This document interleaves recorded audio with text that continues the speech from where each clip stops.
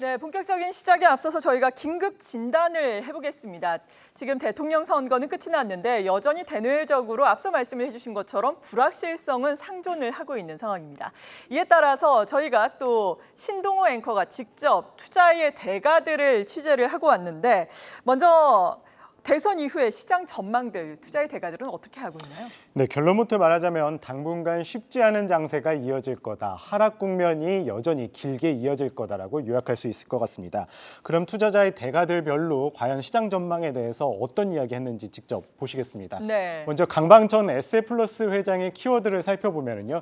이 금융 수축기, 거대한 박스권 하단 이렇게 키워드를 잡았는데요.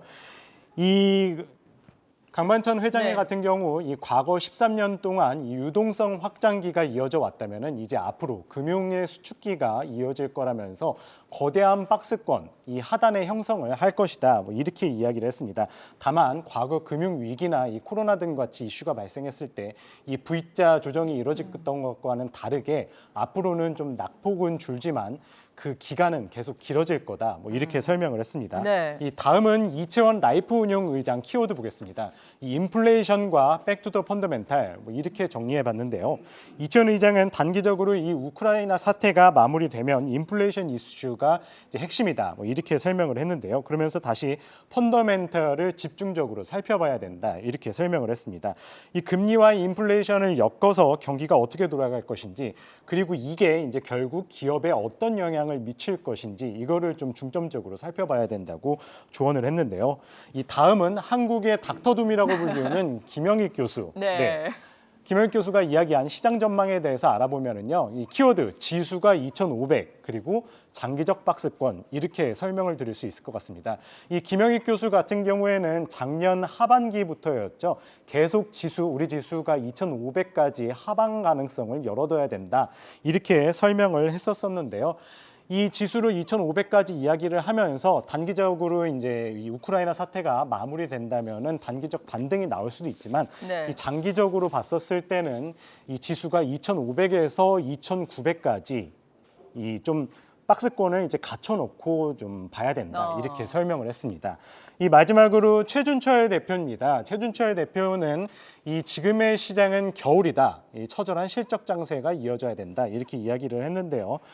이 앞서 이야기한 대가들과 시장 예측의 방향은 비슷합니다. 이제 긴축 국면에 들어갈 것이라 했고 처절하게 이제 개별 종목 장세, 실적 장세를 눈여겨봐야 된다 이렇게 설명을 했습니다. 네, 증시 측면에서 보자면은 또 대선 과정에서 상당히 주목을 받았던 것이 우리 증시의 디스카운트입니다. 코리아 디스카운트.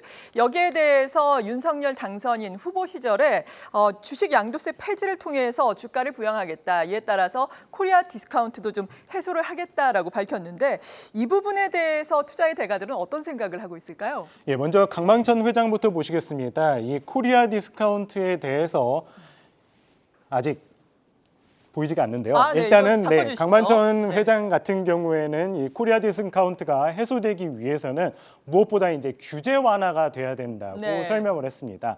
이 일관되게 이제 규제 완화를 말씀을 하셨었는데 이 우리 기업이 좀 더 좋은 환경에서 이 경영을 잘 되게 하기 위해서는 이 정부가 좀 더 규제를 완화시킴으로써 우리 기업들이 앞으로 이제 잘 나아갈 수 있도록 도와줘야 된다고 이야기했습니다. 다음은 이채원 라이프 운용 의장입니다. 이 거버넌스 투자자 보호 장치 이렇게 설명을 해줬는데요. 이 최근 이 기업들의 분할이나 뭐 합병을 통해서 일반 소액주주들의 이제 권리가 이제 많이 침해되는 이슈를 최근 나오고 있는데 무엇보다 이제 투자자들을 보호하는 게 우선돼야 된다 그렇게 말씀을 하셨고요. 최근 보면은 이제 ESG 경영 관련해서도 많이 나오는데 이제 기업들이 사회랑 소통을 하지 않고 독단적으로 하는 시대는 이제 갔다면서 앞으로 조금 주목해 볼 필요가 있다고 또 설명을 했습니다. 다음은 김영익 교수입니다. 이 김영익 교수 이 배당 성향을 특히나 강조를 했습니다. 이 과거 우리 기업 같은 경우에는 배당 성향이 상당히 낮았는데 지난 2019년 이 국내 기업들 보면 한 약 19% 정도 됐고 2020년 같은 경우에는 30%까지 높아졌는데 이 좋은 방향이라고 설명을 했고요. 무엇보다 코리아 디스카운트가 해소되기 위해서는 배당 성향이 조금 충족돼야 된다고 설명을 했습니다. 마지막으로 최준철 대표입니다. 이 분배와 거버넌스에 대해서 이야기했습니다. 최 대표는 가장 중요한 것이 분배의 문제라고 했습니다. 기업들이 많이 번 만큼 주주들한테도 경우에도 그것이 이제 돌아가야 되는데 아직까지 그 부분이 조금 부족하다고 이야기를 했는데요.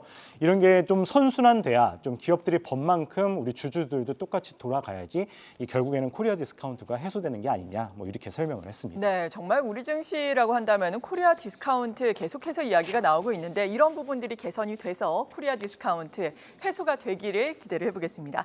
그리고 아마도 개인 투자자 여러분들이 가장 궁금해하는 것은 이 투자의 대가분들이 과연 어떤 업종과 관련해서 투자에 도움 맞습니다. 말씀을 주셨을까 이 부분 아니겠어요? 살펴볼까요? 네, 가장 먼저 강방천 회장 보시겠습니다. 크게 세 가지로 말씀을 주셨습니다. 네. 여행주, 플랫폼, 인공지능 이렇게 이야기했는데요. 이 단기적으로 봤었을 때는 보복적 소비에 따른 여행주를 좀 추천을 해줬고요. 그 다음에는 이제 플랫폼 업종에 좀 주목해야 된다고 네. 이야기를 했습니다. 마지막으로는 이제 생산성 경쟁 속에서 공장 자동화나 이제 사무 자동화가 이루어지게 된다면 결국 인공지능에 대한 관심이 높아질 것이라고 이야기를 했습니다. 이 다음은 이채원 의장입니다. 이채원 의장 같은 경우에는 이제 저평가 경기 민감주를 계속 강조를 했는데요. 네. 이 앞으로 이 미국이 SOC 투자 쪽을 확대하는 만큼 수혜를 받는 건 이제 인프라 쪽이라고 설명을 했는데 과거 이제 성장주의 강세가 이어졌다면 이제 마무리가 되고 경기 민감 가치주를 좀 주목해 볼 필요가 있다고 설명을 하셨습니다. 네.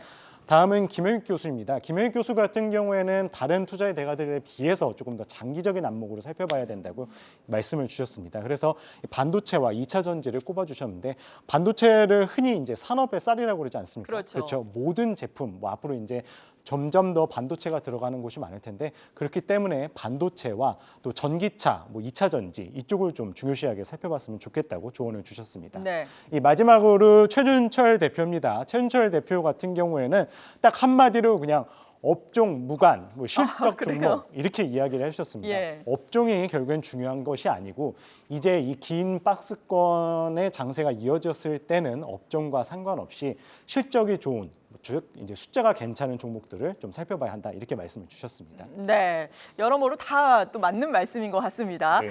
그런데 아직까지는 또 전반적인 불확실성이 해소가 되지 않았다라고 하니까 투자자 여러분들은 지금 그렇다면은 시장 지금은 박스권이 유지가 되고 있지만 추가 하락을 염두를 해두면서 현금 비중을 좀 늘려야 할지 혹은 이제는 또 박스권이 하단이 잡혔으니까 적극적으로 주식을 사 모아가야 할지 이런 고민들 많으실 것 같거든요. 투자 전략은요? 네, 마지막으로 이 투자대가들 투자 전략 먼저 살펴보시겠습니다. 네. 가장 먼저 강방천 회장을 보면요. 앞에서도 말씀드렸듯이 이제 유동성 확장기가 끝나고 수축기가 이제 다가온다고 이야기를 했죠. 과거의 유동성 확장기 때는 이제 패시브 전략이 유효하다면 이제 수축기 때는 이제 액티브 전략을 가져갈 필요가 있다고 설명을 했는데요. 꾸준히 사 모으면서 좀 시기를 분산시키면서 투자 전략을 세울 필요가 있다고 설명을 했습니다. 다음 이채원 의장은요.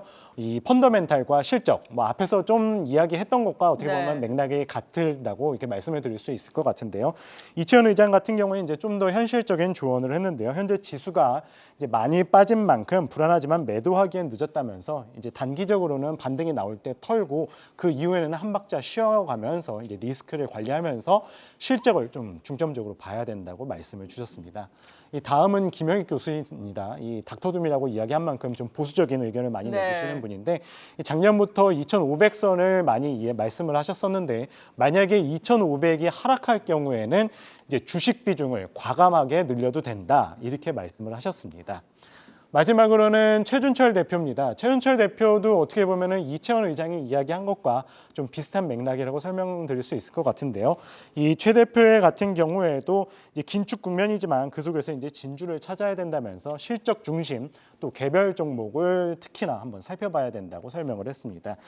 이 종합해 보자면은요, 이 다수의 투자 대가들은 당분간 우리 지수 긴축 국면에 들어가면서 지루한 박스권 장세가 이어질 것이라고 설명을 했는데요. 박스권 장세가 이어지지만 그 속에서 철저하게 펀더멘탈과 실적 위주의 종목들을 살펴봐야 한다고 조언을 했습니다. 네, 지금까지 이렇게 신동호 기자가 직접 또 투자의 대가들을 만나서 투자의 대가들의 조언을 들어봤습니다. 좋았습니다. 자주 해도 되겠어요. 네, 계속해서 저희가 투자 전략 세워드리죠.